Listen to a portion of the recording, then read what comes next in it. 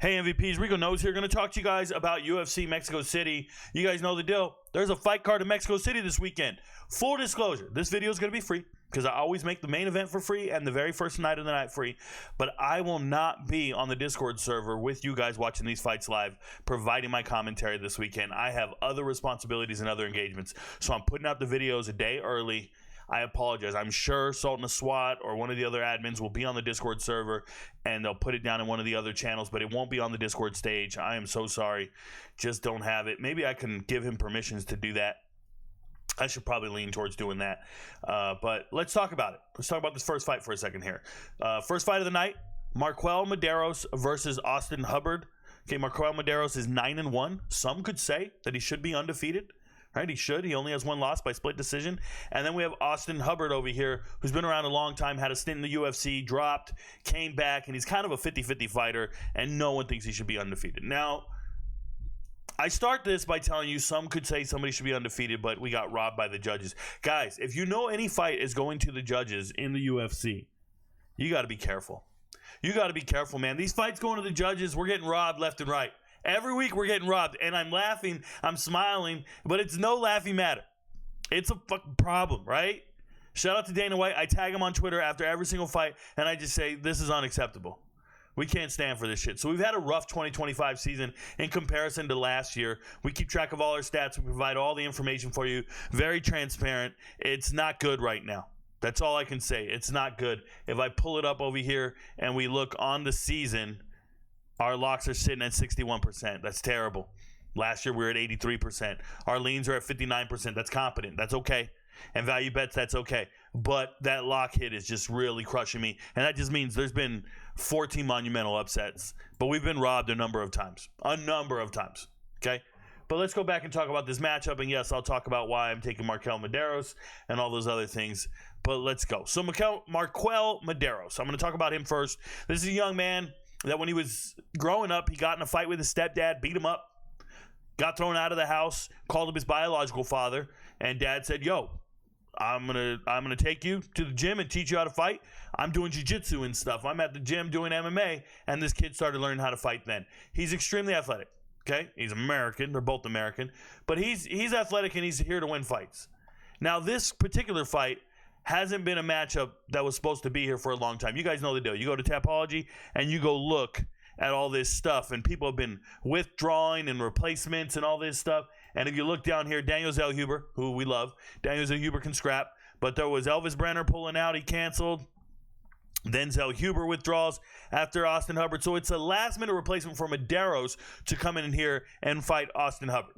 Now, I don't know what type of relationship Mederos has with the Factory X Muay Thai guys. It says that's the team he's on. He doesn't train there anymore. He trains at MMA Labs, a team I have a lot of respect for. Shout out to Benson Henderson and all the other great fighters over there. They're coaching really well, and they're putting together a hell of a team, right? Go Google MMA Labs and see who's fighting out of that gym. It's some remarkable fighters. So you know they're training there, but he used to be at Factory Muay Thai. He used to be out of Colorado in Elevation, and that is essentially important when you're fighting in Mexico City. This card is in Mexico City. It's being fought at the top of the world. It might as well be a shout out to Rim of the World. I once played high school football against a team called Rim of the World. Their mascot was fucking Mel Gibson, Braveheart, the Scots. Yeah, it's Rim of the World, Big Bear, California. It's on top of a mountain, bro. You go up there, you can't breathe immediately. You're like, what are we doing up here? These kids suck anyways. But anyways, back to the fight here. You're going to see people fighting at Elevation. That's why this entire fight card is a bunch of small people. Nobody's really that big on this fight card. There's no heavyweights. They got those all in last week. They got those all in another week. They can't breathe up here. So it's going to be little guys. Now, at 155, MarQuel Mederos carries a lot of muscle. He's a very muscular guy. He's a striker. He can grapple a little bit. But the reason I bring up that Factory X Muay Thai stuff is because Austin Hubbard's last fight was with Alexander the Great, right? Hernandez. And Alexander Hernandez is from the same gym, Muay Thai, Factory X, okay? He's from the same place, same coaching staff. So for him to leave there, go to MMA Labs, can he call up his old friends and say, hey, what did you guys see? Or how did it work? I hope there's some type of advantage for working with a really good fight team and really good fighters because he's been training really well. This is an athletic kid. He looks good. Now, Careful. He looks like a world beater sometimes, but we know he's not. I'm saying this because his last fight with Landon Quinones, I picked him to win this fight, by the way. This was back in February. Now, 2 fights have been canceled since then.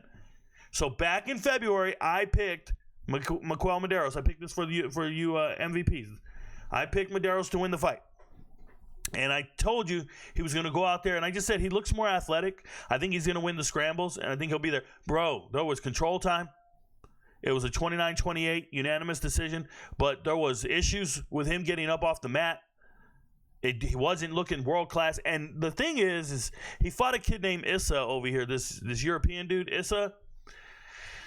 All he was one of them crotch sniffers. All he was I'm going to grapple onto you and crotch sniff. And once he finally broke free of that, he outstruck him, and in the first round, he knocks him out with a knee. And I'm going to tell you, like, the guy's diving. He baited him into it. Like, he was faking some kicks. He was doing some good outside leg kicks. So he made it look like a kick. Guy reached down to catch the kick, and then he caught a knee to the face. It's a really awesome knockout. It made him look like an absolute world beater.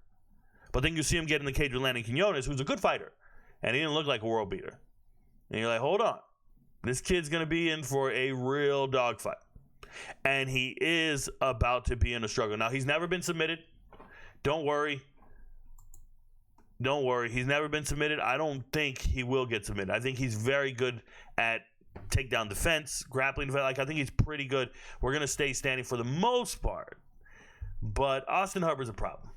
Austin Hubbard, old guy. Austin Hubbard, you know what, man? I don't like my... This is the first video of the day, and it's free. I don't care if you guys watch me make sausage right now. This is killing me. It is what it is. I'm one man. I do my own show. I don't care. You know me. It's about the content, not the graphics. But Austin Hubbard, 17-8, never been knocked out. Very durable. How do we know somebody's tough? We watch them get their ass whipped a lot, Rico. Yes, we know he can take a punch. We know he's tough. But there's limitations to this guy. And there's limitations athletically. His last fight against Alexander, I want to say he went 0 for 12 on takedown attempts. Never got a takedown. He was trying like hell and never got one. For whatever reason, it was a split decision loss, and they gave Alexander Hernandez. One judge had it 30-27 Hubbard. 30-27 Hubbard, and then we have some other losses. And then he lost on the other 2 cards. I think I was on Hubbard that night. For whatever reason, I don't like Hernandez, and the Vegas gives him too many odds, so I think I did a value bet on Hubbard, and we missed. But when you watch the fight, Hubbard's competent, bro, but he's so mid. There's nothing nice about him. And Maderos looks good. Maderos hits hard. Hubbard doesn't hit hard. And if Hubbard goes out here and he tries to get his takedowns, he's just going to get stuck on the fence in a clinch in a 50-50. He will not get his takedowns. I think he's going to get stuck, and there's going to be very good takedown defense. He's not strong enough to get him. So, and Hubbard throws pillows for fists. He don't knock people out. Don't believe that hype. We're talking about a guy. His win over Figlak shocked me. I picked Figlak to win that fight, unfortunately. But his win over Figlak, he absolutely dominated that fight, and that was heartbreaking for me because I thought Figlak was coming off of a 2-year layoff, and that could be a problem for Mederos. He's been off for the year, but he changed gyms. I think he's still young. He's getting better, and he should be training all year. Long story short, this is going to be a battle of attrition, sincere attrition. Whoever could impose their will on the other fighter is going to win, and I don't foresee a knockout. I don't. Yes, Mederos has a chance to get a knockout in the fight, but I don't see a knockout. I think they're both pretty tough guys who have never been knocked out. So we're going to run into this stale match where we're just trying to see who touches people up. And in the boxing scheme of things, if we're on our feet and we're just striking and picking and choosing our combos and moving, Mederos has the advantage here. He looks better. There's more impact on his strikes. It just sounds a little better, right? If you're hitting it from the back and it's like this, and then there's a dude out there thunderclapping, you know what I'm saying? She's going to remember you. So I'm just saying that Mederos just brings a little more bang for his buck. He really does. And I think when you're fighting like this in front of judges in Mexico, they're going to want to see that fighter spirit. Mederos has that fighter spirit. Now, I just told you this fight's going the distance. I just told you take Mederos by points. What can go wrong? Everything. If you know a fight's going to the judges, be careful, bro. You can't parlay it. You can't do none of this. Now, Mederos by points is a plus 110. You can take that straight across and just flip a unit. It ain't the end of the world, bro. Mederos by points is plus 110. It ain't the end of the world. Over rounds, I think, is minus 340, and then going the distance is something else, and this is growing. Careful. I'm taking Mederos right now at minus 200 because I think he's the better athlete.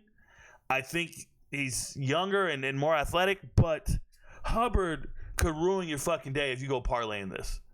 So bet it straight across. Mederos by points and call it good. Or you can do over rounds and just sit back and see what happens. But you're not going to get rich on this particular fight. You can lose a lot of money if you parlay this.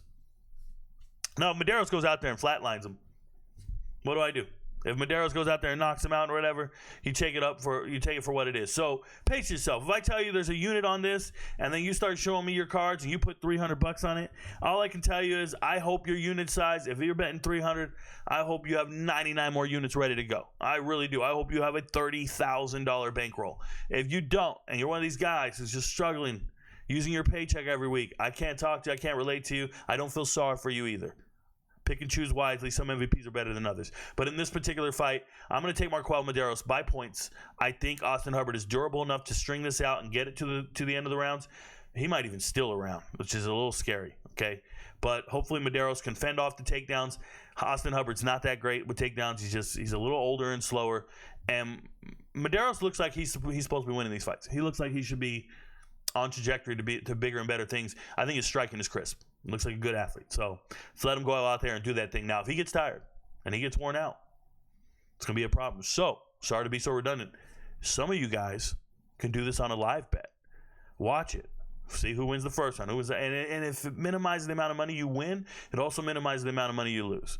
Okay, but live betting might be the way to go for some of you. But I'm going to just come out and tell you, Mederos by points, and I'm just going to rock with it and just keep it moving. Your friends don't know.